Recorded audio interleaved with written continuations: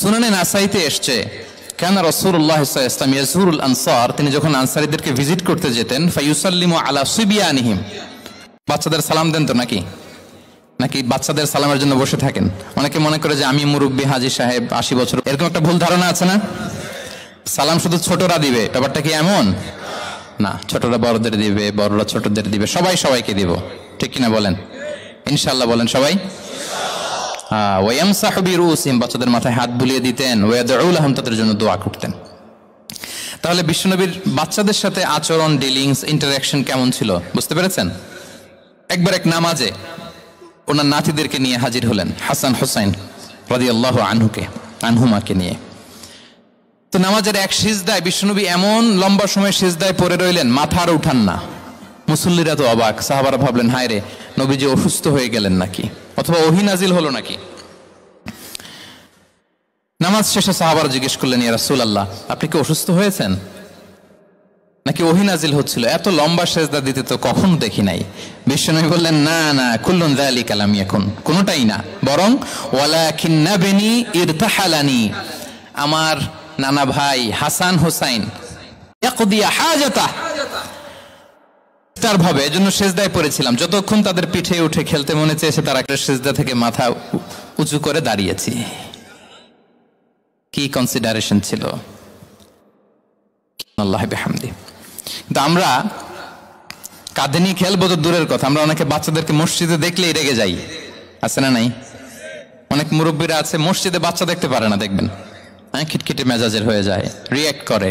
আলহামদুলিল্লাহ গত অনেক বছর ধরে বাংলাদেশে এটা নিয়ে আমরা কন্টিনিউয়াসলি বলেছি যে না, শিশুদেরকে আপনারা মসজিদে আসলে ধমক দিবেন না, ভুল করলে, আওয়াজ করলে, চিৎকার করলেও তাদেরকে বকা দেওয়া যাবে? বলেন, আজকে যদিও বকা খেয়ে মসজিদ থেকে ফিরে যায়, আর কোনোদিন মসজিদের দিকে পা বাড়াবে?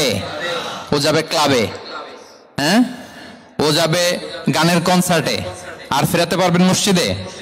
আর আসবে না। খবরদার, আপনার একটা ধমকের কারণে মসজিদমুখী কোনো শিশু যেন অন্যদিকে না যায়। বুঝাবেন যে আব্বু, এটা আমাদের ইবাদত গাহ, পবিত্র জায়গা, এখানে দুষ্টামি করতে হয় না, আওয়াজ করতে হয় না, আল্লাহ তোমাকে অনেক গুনাহ দিবে। গুনার ভয় দেখালে কিন্তু বাচ্চারা আর দুষ্টামি করে না, দেখবেন, ঠিক কিনা বলেন? এই সেন্সটা তাদের আছে, এভাবে বুঝাবেন। মুসনাদে আহমদ একটা হাদিস এসছে, বিষ্ণু ইসলাম ওনার চাচাতো ভাইদেরকে নিয়ে দৌড় প্রতিযোগিতা করাতেন, লাইন ধরে দাঁড় করাতেন, আর বলতেন, মান সাবাকা ইলাইয়া ফালাহু কাদা ওয়া কাদা, সবাই দাঁড়াও, দেখি কে কার আগে আমাকে দৌড়ে ধরতে পারে, যে ধরতে পারবে তাকে পুরস্কার দিব। আল্লাহু আকবার।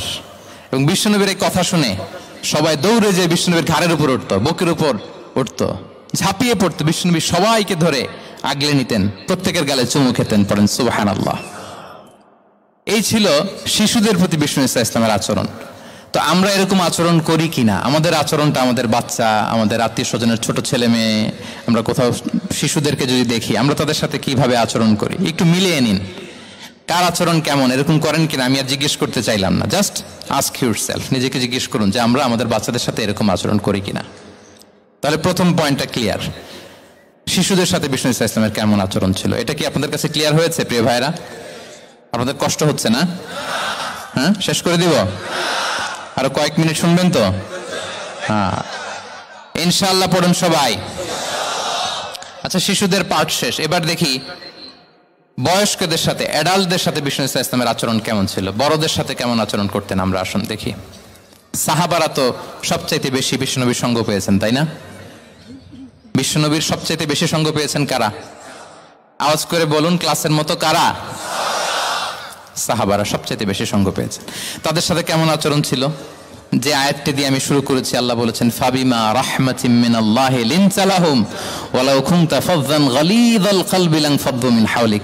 সাহাবারা বিশ্বনবীর এত ভালোবাসা পেয়েছেন, এত সুন্দর আচরণ পেয়েছেন, তারা বিশ্বনবীকে সবসময় আগলে রাখতে চাইতেন, ঘিরে থাকতে চাইতেন, তার সঙ্গ ছাড়তে চাইতেন না। পড়েন সুবহানাল্লাহ।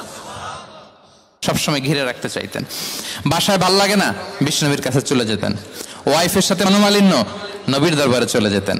এমনকি কোন সাহাবীর পেটে যদি ক্ষুধা লাগতো, ঘরে খাবার না থাকতো, তারা বিশ্বনবীর কাছে চলে যেতেন। তারা বলতেন, নবীর চেহারার দিকে তাকিয়ে থাকলেই আমাদের ক্ষুধা মিটে যেত। আগলে রাখতেন সবসময় বিষ্ণু ইসলামকে। আর সবসময় বিষ্ণু ইসলাম